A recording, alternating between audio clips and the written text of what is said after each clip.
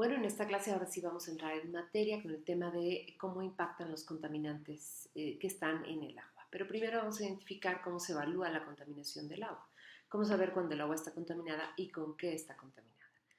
Y bueno, ya vimos en la presentación anterior que pueden existir contaminantes físicos como el color, olor, sabor, temperatura, turbidez, sólidos y conductividad. En este video vamos a ver cómo impacta cada uno de estos como contaminante del agua. Iniciamos con el color. El color pues lo identificamos, ¿no? Azul, rojo, verde, amarillo y pareciera que todos conociéramos los colores. Sin embargo, en el agua, el color lo vamos a definir de dos maneras, el color verdadero y el color aparente. El color verdadero del agua es aquel color que se aplica para el agua potable. El agua potable, el agua que nos tomamos en las botellitas, no es la molécula de H2O sola, es la molécula de H2O con algunas sales de calcio, es unas sales de magnesio, etcétera, que son los que le dan el sabor dulce al agua. Sin embargo, el color del agua que se ve incolora, transparente completamente, a ese se le denomina color verdadero. Y el color aparente es aquel color que ya cambia, no es el estado potable o el estado limpio del agua, sino que existen sólidos en suspensión que le está cambiando al color al agua potable. Esta imagen que ven aquí es más o menos la representación de lo que les estoy comentando. El vaso que tienen a su derecha sería el color verdadero del agua y el vaso que tienen a su izquierda sería el color aparente del agua, que sería la suma del color verdadero más los sólidos que están en suspensión. Existe un método que se utiliza en laboratorio para medir el color del agua y es una escala platino-cobalto. Es fácil indicar de manera rápida el color del agua. Esta es más o menos la escala. Ustedes lo van a ver en blanco y amarillo. Sin embargo, a veces tenemos colores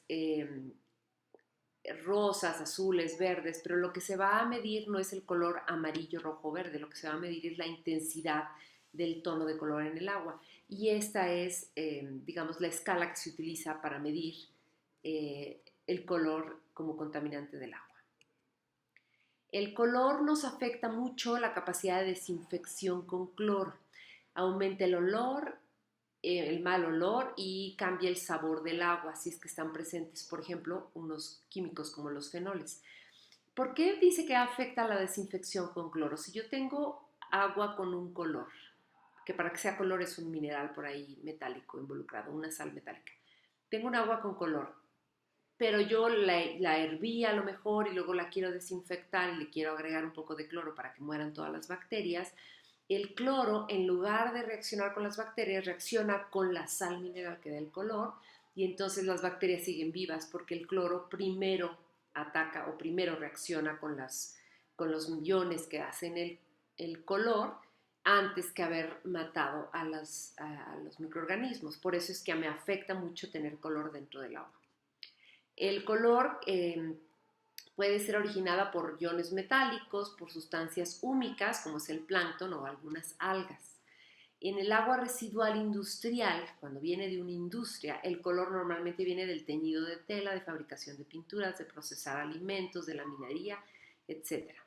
La coagulación, para limpiar la contaminación por color en el agua, se utiliza el método de coagulación y después una sedimentación. Esto lo vamos a ver más en la semana entrante en tratamiento de aguas, pero estos son los métodos más apropiados para eliminar el color del agua contaminada. Esta, por ejemplo, es un agua contaminada. Esta es la realidad actual en China. La mayor parte de los ríos están altamente contaminados con iones metálicos. Y, por ejemplo, el color rojo es un indicativo de contaminación por hierro, uno de tantos indicativos, porque también puede ser azul o verde. Entonces, para que vean más o menos el impacto que puede tener la contaminación del color del agua. El segundo propiedad física que puede impactar ambientalmente es el olor. Y el olor proporciona una información sobre cómo está el agua. Y lo más importante es que provoca rechazo por parte del usuario, del consumidor o del cliente, en este caso de los humanos, ¿no?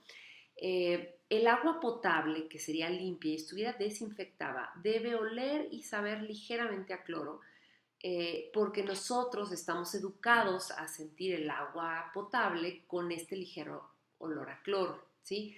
Y entonces ya nos acostumbramos pareciera que ese sabor es el real del agua, porque toda la vida lo hemos tomado, no necesariamente es así. Algunos olores indican que hay mucha actividad biológica. Cuando se está haciendo un proceso de putrefacción, entonces el olor inmediatamente te indica ese proceso. El olor se evalúa con algunos aparatos que van directamente a la nariz. Sin embargo, es como cualquier catador de alimentos, un catador en el olor de contaminación también tienden a saturarse sus sentidos con los olores y entonces es muy difícil en algunos momentos ya adaptarse a la intensidad de los olores. Este es más o menos el aparato que se utiliza para evaluar o medir el olor en el agua. Un olor la voy a describir mediante 4 características. Su carácter es con lo que lo asocio. Si huele a huevo podrido, por ejemplo, es una contaminación por ácido sulfídrico. Yo no identifico que sea ácido sulfídrico, pero para mí me recuerda un olor característico, que es el huevo podrido, por ejemplo. La detectabilidad es qué tan concentrado está esta emanación de olores, que si yo lo diluyo con aire puro, qué tanta dilución necesito para que ya no sea perceptible. La apestabilidad es qué tan desagradable es. Hay diferentes intensidades de apestabilidad. Y por último, la intensidad, qué tan fuerte es. Una cosa es que el olor es desagradable, aunque sea muy ligero, esté muy diluido, pero es muy desagradable. Y otra cosa es, no es tan desagradable, pero es muy, muy fuerte, el olor es muy intenso. Y esto suele darse mucho en aguas de desagüe industrial, pero también se puede dar en cuerpos de aguas naturales porque hay estancamiento de las aguas o muerte de peces, etcétera, cercanas, y entonces el impacto del olor es muy fuerte. Para darnos una idea de los contaminantes que puede tener el agua que generan contaminación por olor, es el ácido sulfídrico, que tiene un olor a huevos podridos, un acetaldehído tiene un olor fuerte, un alil mercaptano te da un olor como a ajo y a café, cualquier producto orgánico de aminas que tengan un nitrógeno involucrado con nitrógenos, te da más o menos el olor del pescado. Por ejemplo, cuando tienes escatoles, te da el olor fecal, de las heces fecales, ¿no? El tiocresol te da el olor rancio. Entonces, más o menos nosotros, como no conocemos a veces el compuesto químico de que se trata, podemos describir el olor por lo que lo relacionamos en nuestra vida diaria. Seguimos con el sabor. Al igual que el olor, el sabor se origina por la presencia de minerales, principalmente metales y sales del suelo, y algunas reacciones biológicos o productos biológicos. Los compuestos inorgánicos normalmente producen sabor, pero normalmente no olor, pero los orgánicos normalmente producen ambos cambios. Por ejemplo, el petróleo, que es un compuesto orgánico, tiene un olor muy característico. El sabor se mide por catadores, pero realmente el sabor del agua contaminada industrialmente no se evalúa, solamente el sabor del agua para uso y consumo humano, que sea agua de bebida. Ese es el único sabor que sí es evaluado por catadores. El sabor del agua potable la puede cambiar el bicarbonato de sodio, el cloro de calcio, etc. Y también dependerá de la concentración para que el agua parezca insípida o dulce. Y va a depender mucho de las sales que tiene el agua potable. El siguiente parámetro físico sería la temperatura. La temperatura me influye principalmente en la tasa de crecimiento biológico, la solubilidad de un contaminante o la actividad de una reacción química. La temperatura no tiene efectos directos en la salud de nosotros, porque del humano de alguna manera puede identificar un nivel de temperatura aceptable. Sin embargo, una temperatura mayor a 40 grados centígrados favorece todo el desarrollo de microorganismos y una vez que se desarrollan los microorganismos aumentan los problemas de sabor, olor, color y la corrosión de metales. Se utiliza un termómetro capilar de mercurio, como los que ustedes conocen, para medir la temperatura del agua. A mayor temperatura, más se solubiliza un mineral o una sal. Por eso es importante que tengamos controlada la temperatura que cae a los cuerpos de aguas naturales. Un exceso de temperatura puede acabar con la vida aerobia, con la vida de los peces y de las plantas que habitan cerca o dentro de este cuerpo de agua. porque una vez que se calientan, eliminan el oxígeno disuelto del agua y entonces no permiten la vida en estos lugares. Y también aumentar o disminuir la temperatura de un cuerpo de agua afecta la conductividad, la alcalinidad, etcétera, todos los indicativos químicos del agua, que también puede afectar la ecología del sistema donde esté el cuerpo de agua. Este es un ejemplo de peces que con un aumento de 2 grados centígrados se elimina el oxígeno suficiente para que ellos sobrevivan, y en muchos cuerpos de aguas donde hay descargas de agua caliente, hay una mortandad importante de peces y plantas. Siguiente fenómeno físico es la turbiedad, que es un parámetro que se mide qué tanta luz pasa a través de la muestra de agua o se queda dentro de la muestra de agua debido a los sólidos. La turbiedad se puede medir cuantitativamente y cualitativamente nada más viéndolo. Normalmente en un agua superficial, como por ejemplo si ustedes van en el río, en su lancha o en su canoa y ven de repente agua cafezosa, dicen, está sucia, no, realmente es la presencia de tierra, arcilla y algún otro mineral mismo del río. Y a veces ven aguas muy, muy claras, color azul, que tiene que ver mucho con la profundidad y con las sales presentes dentro de ese cuerpo de agua. Y si está muy turbia, puede ser también, si es impacto de una descarga industrial, puede ser que tenga presencia de agua o de jabones o de algún emulsificante o alguna grasa. Principalmente la turbiedad es un impacto estético, ¿no? Aunque también puede ser una contaminación, una toxicidad importante. La principal contaminación de la turbiedad es estética. Y si los sólidos que están haciendo la turbiedad, que están suspendidos en el agua, son de alguna característica orgánica, por ejemplo, pueden producir sabor, olor o daños a la salud, va a depender de dónde provenga el sólido. La turbiedad se mide en unidades nefelométricas y es que tanto pasa un haz de luz a través de un cuerpo de agua contaminado. Esto aquí podemos identificar en esta imagen. En la primera imagen de la izquierda es el agua limpia, es nuestro patrón de referencia, así debería estar. Aquí ya vemos una turbiedad, más turbiedad, y la última muestra es una muestra muy, muy turbia.